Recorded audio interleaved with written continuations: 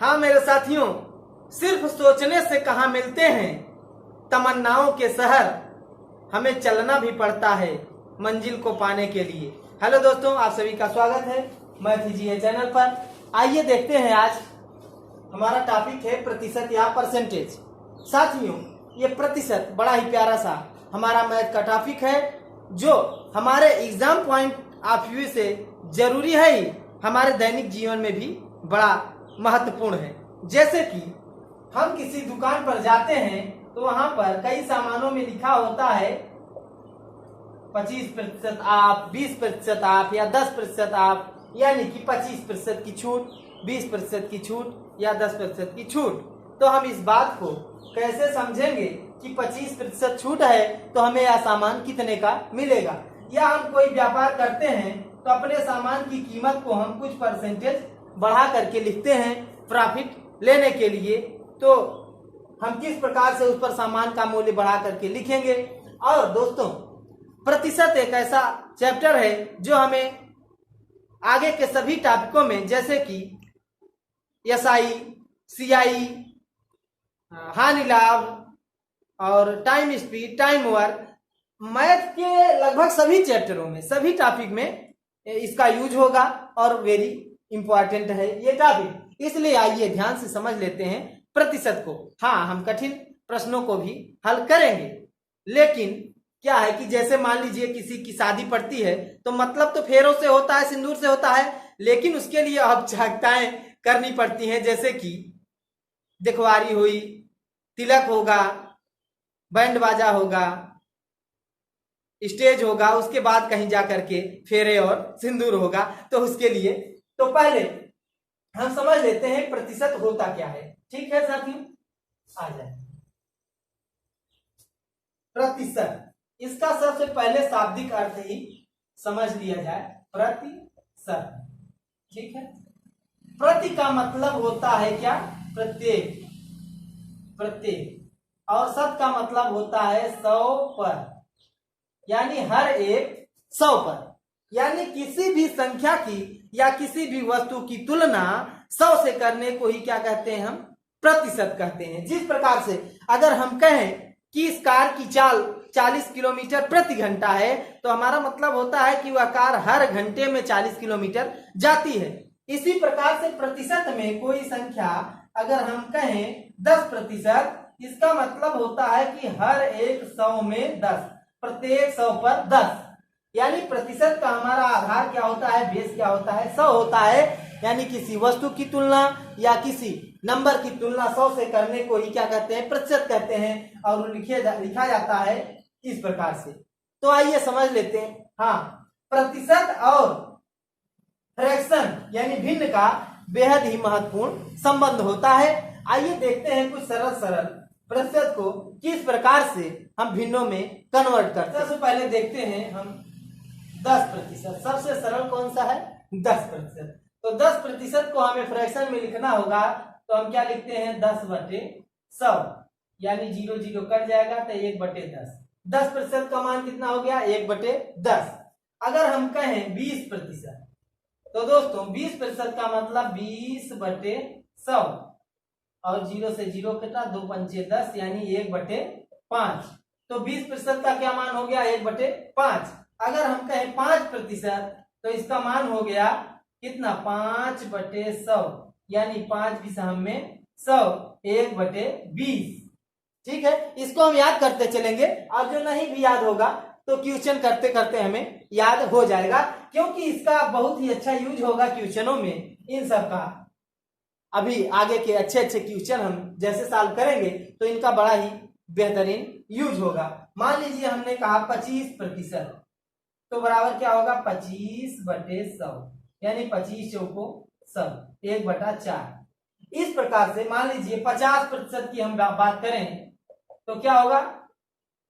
50/100, यानी 50 दूनी 100, 1/2।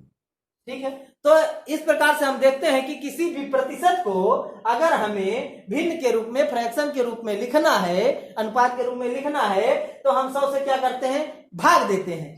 तो प्रत्येक प्रतिशत को भिन्न में बदलने के लिए 100 से भाग दे दिया जाता है सीधे सीधे और काट दिया जाता है।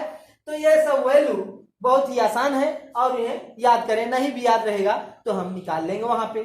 ठीक है, याद रहने पर क्वेश्चन जल्दी से आ जाता है। तो आइए देखते हैं अब इसका उल्टा। अगर हमको फ्रैक्शन को या भिन्न को परसेंटेज में चेंज करना हो तब हम क्या करते हैं। जब हम इस बात को उलट रहे हैं कि परसेंटेज को भिन्न में यहाँ बना रहे थे, अब भिन्न को परसेंटेज में बनाएंगे तो हम जो 100 से भाग कर रहे थे अब क्या करेंगे, 100 से गुणा करेंगे। आइए देखते हैं कैसे।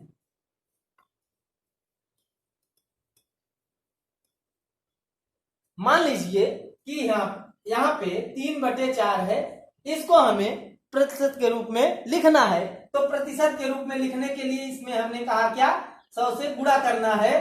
तो 4 का भाग 25 भाग 25 चौको 100 और 25 तिहाई 75। अब क्या हो गया है, परसेंटेज में हो गया। इस प्रकार से सभी संख्याओं में दोस्तों मान लीजिए 1/25 तिहाई 75 दोस्तों सॉरी। तो यहाँ पे मान लीजिए 1/4 को हमें परसेंटेज में लिखना है तो 100 से क्या करेंगे, गुणा कर देंगे। 25 चौको 100, 25 से कम 25%। ठीक है दोस्तों, 1/5 को अगर हमें परसेंटेज में चेंज करना है तो इसको 100 से गुणा कर देंगे। 5 दिशा में 100, यानी कि यहाँ पे क्या आ गया, 20%।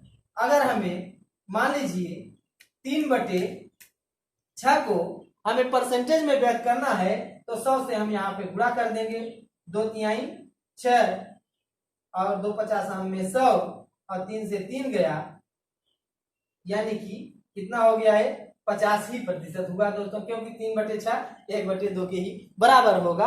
तो आइए देखते हैं कि कैसे हम किसी संख्या का 10%, 20%, 5%, 25% निकालते हैं, वो भी ट्रिक से। आज अब दोस्तों मान लीजिए हमें 500 का 10% निकालना है तो हम क्या करते हैं, जनरली 500 का 10% यानी 500 गुणते 10/100 करते हैं। 100 पंचे 500 और 50, यानी 500 का 10% कितना हुआ, 50 हुआ। ये तो हुआ हमारा जनरल मेथड। लेकिन अगर हमें पता है कि 10% का मान कितना होता है, हमने निकाला फ्रैक्शन में 1/10 होता है। 10% का मान हमने ऐसे निकाला था ना दोस्तों, 10% बराबर 10/100 और ये कट गया तो 1/10 होता है। इस प्रकार से अगर हम 500 का 10% निकालें तो 1/10, चूंकि 10% का मान ही 1/10 होता है, निकालें तो 10 से हम क्या करते हैं, 0 से 0 गया,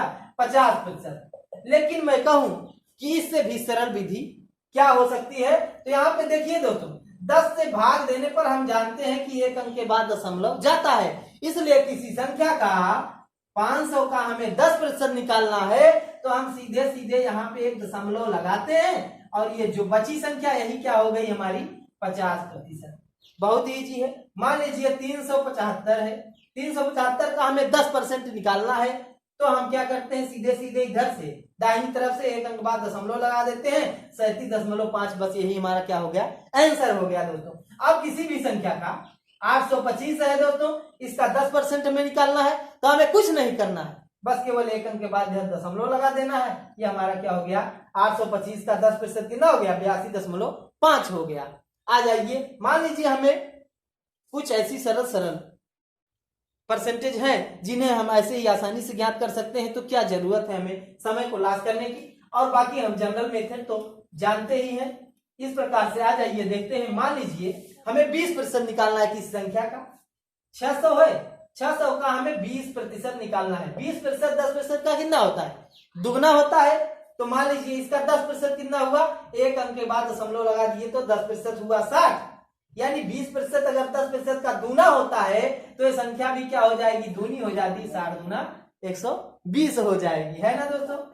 मान लीजिए हमें 426 का 20% हमें ज्ञात करना है दोस्तों, तो इसका आसानी से हम 10% ज्ञात कर सकते हैं, 42.6 हो गया। 20% इसका दूना होता है, यानी हम क्या कर देंगे, 2 से गुणा कर देंगे। 2 × 12 = 8, 2 दूनी 4 = 5, 2 चौके 8। तो यहाँ पे दशमलव लगा देंगे, बस हमारा क्या हो गया, 85.2 जो हो गया, ये हो गया हमारा 20%। अब मान लीजिए किसी संख्या का 25% भी निकालना हो तो इसी ट्रिक के माध्यम से हम निकाल सकते हैं। देखिए कैसे। मान लीजिए हमें 900 का 25% निकालना है, तो हम जानते हैं 10% कितना हुआ, एक अंक बाद दशमलव लगा दिए।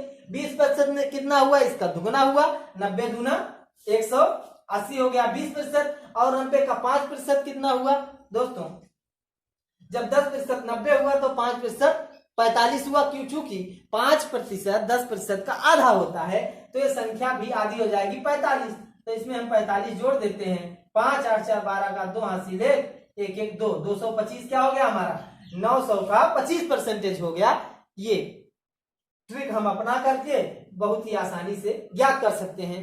अब हम ये आज की वीडियो में हमने समझ लिया कि परसेंटेज को कैसे भिन्न में फ्रैक्शन में चेंज किया जाता है, और फ्रैक्शन को यानी भिन्न को कैसे परसेंटेज में चेंज किया जाता है, और 5%, 10%, 20%, 25%, 50%। 50% निकालना हुआ दोस्तों आसान होता है। 50% का मान 1/2 होता है फ्रैक्शन में। तो किसी भी संख्या, मान लीजिए 1320 है, इसका 50% ज्ञात करना है, तो हम 2 से सीधा सीधा क्या करेंगे, भाग कर देंगे। 2 छंग 12, 2 छंग 12, 0 660 का हो गया हमारा 50% हो गया दोस्तों। तो ऐसे ही जनरली सोच करके हमें परसेंटेज निकाल लेना है। आगे के वीडियो में अच्छे अच्छे क्वेश्चन लेकर आएंगे दोस्तों। तब तक के लिए जय हिंद, जय भारत।